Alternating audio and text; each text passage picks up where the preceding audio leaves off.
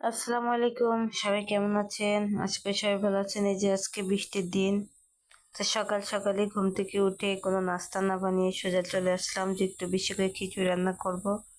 সবাই যদি উঠে পড়ে, এটা সকালেও খাবে দুপুরেও খাবে। তো সকালে কেউ আর ওঠে নাই, দুপুরে খেয়েছে, তারপর আবার সন্ধ্যার আগে একটু খেয়েছিল। তো আজকে 4-5 রকমের ডাল একসাথে মিশাইছি। এখানে মুগ ডালটা আলাদা করে ভিজাইছি, একটু ধুয়ে রাখলাম, ওইটা তেলের উপরে ভেজে দিব। আর ওইখানে আছে মাসকলার ডাল, মসুর ডাল, সাথে হচ্ছে খেসারির ডাল। তো 4 রকমের ডাল কিন্তু মিক্সড করে আমি একসাথে রান্না করবো। আর এই ইলিশ মাছটা ভেজে দিতে চাইছিলাম, পরে ভাবলাম যে মিলিয়ে খিচুড়ি রান্না করে বেশ ভালো লাগবে। আমাদের পাবনা জেলার মানুষ যারা আছেন তারা কিন্তু জানেন যে অনেক সময় বড় বড় ইলিশ, এগুলো তো হচ্ছে ছোট ইলিশ, বড় যে ইলিশ আছে ওগুলো কিন্তু ঘ্রাণ স্বাদ বেশি, তো ওগুলো মিক্সড করে কিন্তু খিচুড়ি রান্না করে খেতে কিন্তু বেশ ভালোই লাগে। তো আমার আর কি ওইটাই মনে পড়ে আজকে রান্না করতে চলে আসলাম। তো এখানে সসপ্যান বসিয়ে দিয়েছি, তেলটা গরম হলে একটু কালো জিরা, সাদা জিরা, তেজপাতা ফোড়ন দিয়ে নিচ্ছি, সাথে গরম মশলা, এলাচ সব কিছু দিয়ে দিলাম, একটু রসুনও দিয়ে দিলাম। আমার কাছে একটু ফোড়ন দিয়ে রান্না করলে বেশ ভালোই লাগে। এখন আমি পেঁয়াজটা দিয়ে ভালো মতো কষাবো, কষিয়ে খিচুড়িটা রান্না করব। কিন্তু আমি আজকে কিন্তু খিচুড়ি রান্নার সময় একদমই গরম পানিটা দিই নাই, দিতে ভুলে গেছিলাম। তো ডালটা আমি এখানেই ভেজে নিচ্ছি, তা না হলে মুগ ডালটা একটু ভেজে দিলে ভালো হয়, তা নাহলে একটু বিজল বিজল কেমন যেন হয়। তো এই কারণে তেলের মধ্যে ভেজে দিচ্ছি। তা আমি কিন্তু আমার বাড়ির পাশে এক আন্টিকে দেখেছি, অন্য ধর্মের যদিও বা সে, তারা কিন্তু অনেক সুন্দর করে খিচুড়ি রান্না করে।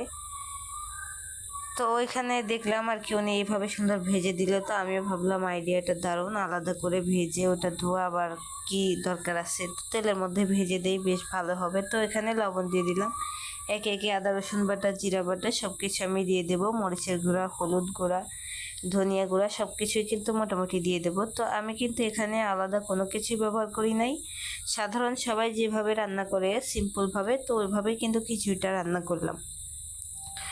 খিচুড়ি রান্নার ক্ষেত্রে কিন্তু এভাবে যদি কষিয়ে রান্না করা যায় তাহলে কিন্তু আমার কাছে বেশি ভালো লাগে। আর সরিষার তেলে খিচুড়ি রান্না করলে আরও বেশি ভালো লাগে। তো আমি এখানে আজকে সয়াবিন তেলটাই ব্যবহার করছি, কোনো সরিষার তেল দিই নাই। তো কালারটা কিন্তু অসাধারণ হয়েছে। একটু মরিচের গুঁড়া দিয়ে দিলাম, আর অনেকগুলো কাঁচামরিচও দিয়ে দেবো আমি। কাঁচামরিচ যদি বা যেগুলো আছে আমার কাছে ওগুলো একদমই ঝাল কম, তো সেই কারণে ভাবলাম যে একটু শুকনা মরিচ বেশি করে দিই, ভালো লাগবে। তো আজকে কিন্তু মাছ দিয়ে রান্না করতেছি, মুরগি দিয়ে রান্না করতে চাইছিলাম।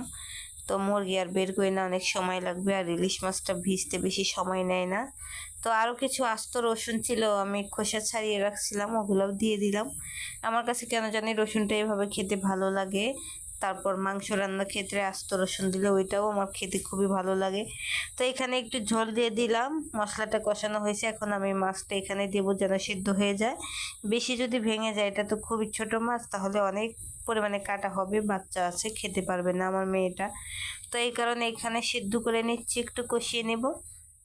তারপর উঠিয়ে খিচুড়িটা যখন হয়ে যাবে ওই সময় আর কি একটু বাকি থাকবে, চুলা পর রেখে দেবো দমে, তখন আমি মাছগুলো দিয়ে দেব। হালকা ভেঙে গেলে সমস্যা নাই, তো ওভাবেই দেবো।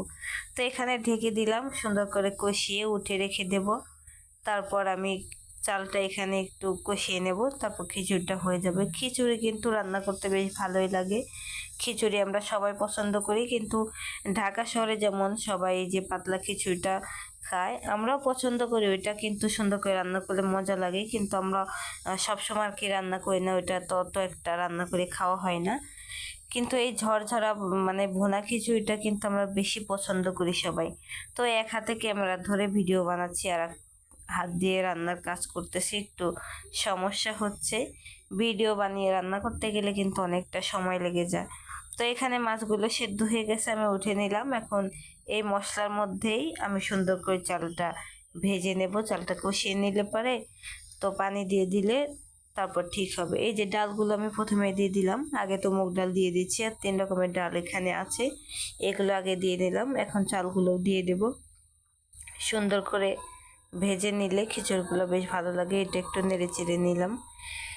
সব রকমের ডাল হলে কিন্তু খিচুড়ি রান্না করতে বেশ ভালোই লাগে। তো এখন আমি চালটা দিয়ে দেব, চালটা দিয়ে একটু ভালো মতো কষিয়ে নেব। চালটা কষানো হয়ে গেলে এখানে আমি পানির পরিমাণটা দিয়ে দেবো। এটা যেহেতু ভাতের চাল, পোলার চাল না, তো পানিটা একটু আর কি করেই দিতে হবে। আর এই চালটা প্রচুর পরিমাণে পানি খায়, ভাত রান্না করতে গেলে অনেকটা পরিমাণে পানি দিতে হয়। তো আমি আন্দাজ করে দিয়ে দিলাম, এখানে পানিটা আমি মেপে দিই নাই। আর এই হাঁড়িটা কেনার পর থেকে বেশি একটা রান্না করা হয়নি, আজকে একটু বেশি পরিমাণে রান্না করতেছি। এই জন্য ভাবলাম যে এই হাঁড়িতেই বসিয়ে দেই, তাহলেই ভালো হবে। তো চালটা কিন্তু আমি সুন্দর করে কষাচ্ছি, প্রায় অনেকটা সময় ধরে কষিয়ে নিয়েছি। কষানো হয়ে গেছে, এখন আমি পানিটা দিয়ে দেবো। তো বৃষ্টি নামলে কিন্তু খিচুড়িটা বেশি খেতে মন চায়, খিচুড়িটা না খেলে ভালো লাগে না। যদি আমি ইচ্ছা করে রান্না করি বাসায়, তাহলে সবাই আনন্দ করে খাবে। আর যদি না রান্না করি, সবাই বলবে যে আজকে বৃষ্টি নামলো, তাহলে খিচুড়ি কেন রান্না করলা না। আর কি সবাই পছন্দ করে বাসার, ইনশাল্লাহ ছোট থেকে বড় সবাই। তো এই কারণে আর কি খিচুড়ি রান্না করা। আর প্রতিদিন তো আসলে বৃষ্টি নামলে প্রতিদিন খিচুড়ি খাওয়া যায় না, এটাও একটা সমস্যা। তো শখ করে আর কি রান্না করলাম, যেহেতু প্রচণ্ড পরিমাণে বৃষ্টি পড়তেছে, তাই অন্য কিছু রান্নার ঝামেলা না করে খিচুড়িটাই রান্না করলাম। তো আমি ভাবছিলাম মুরগির মাংস দিয়ে খিচুড়িটা রান্না করব। তো এখন দেখলাম যে ইলিশ মাছ তো অনেকদিন খাওয়া হয় না, যদি বা ছোটো ইলিশ, অত একটা ঘ্রাণ স্বাদ হবে না, তারপর যতটা হবে আলহামদুলিল্লাহ এতেই হয়ে যাবে। তো পানিটাই তো দিয়ে দিয়েছি, এখন সুন্দর করে ঢেকে দিয়ে অনেকটা সময় জাল করে নেব। তো এই তো পানিটা কিন্তু অনেকটা সময় ধরে শুকিয়ে গেছে। তো এখন আমি ঢাকনা দিয়ে ঢেকে অনেকটা সময় দমে রেখে দেবো। চুলার আঁচটা এই পর্যায়ে একদম কমিয়ে দেবো, তাহলে কিন্তু সুন্দর পারফেক্টভাবে ঝরঝরা হয়ে যাবে। আর খিচুড়িটা একটু নরম হইলেও কিন্তু কোনো সমস্যা নাই, অনেকে তো নরম খিচুড়িটাই পছন্দ করে। তো আমি অত একটা নরম বানাবো না, আর অত একটা শক্তও বানাবো না। তো এখানে মাছগুলো আমি এই পর্যায়ে দিয়ে দিলাম, মাছগুলো দিয়ে আমি খিচুড়ি উপর থেকে নিয়ে আবার কিছু দিয়ে ঢেকে দেব। তো এটা ঢেকে দিয়ে দমে রেখে দিলে দেখা যায় যে সুন্দরভাবে এটাও হয়ে যাবে, আর এটার ঘ্রাণটাও কিন্তু ছড়াই যাবে। তো এখানে হালকাভাবে নাড়াচাড়া করে দেব পরবর্তীতে, অতটাও ভাঙা ভাঙা করব না। আর মিক্সড করে দিলে, বড় ইলিশ যদি হইতো তাহলে কিন্তু মিক্সড করে দিলে এত একটা কাটা বোঝা যেত না। তো মাছগুলো আমি ঢেকে দিলাম, এখন ঢাকনা দিয়ে ঢেকে রেখে দিচ্ছি। এই তো সুন্দরভাবে হয়ে গেছে, এখন নেড়ে চেড়ে নেব, দেখবো যে কেমন হয়েছে। একদম সুন্দরভাবে খিচুড়িগুলো ফুটে গেছে, একটাও কিন্তু আস্তে আস্তে নেই। তো এই তো আজকে খিচুড়ি রান্না এই ছিল। এখন সবাই খাওয়া দাওয়া করব, একসাথে সবাই রেডি হয়ে আছে, একসাথে বসে খাওয়া দাওয়া করবে। যেহেতু খিচুড়ি রান্না হচ্ছে সবাই জেনেও গেছে, ইতিমধ্যেই সবাই বসেও পড়েছে।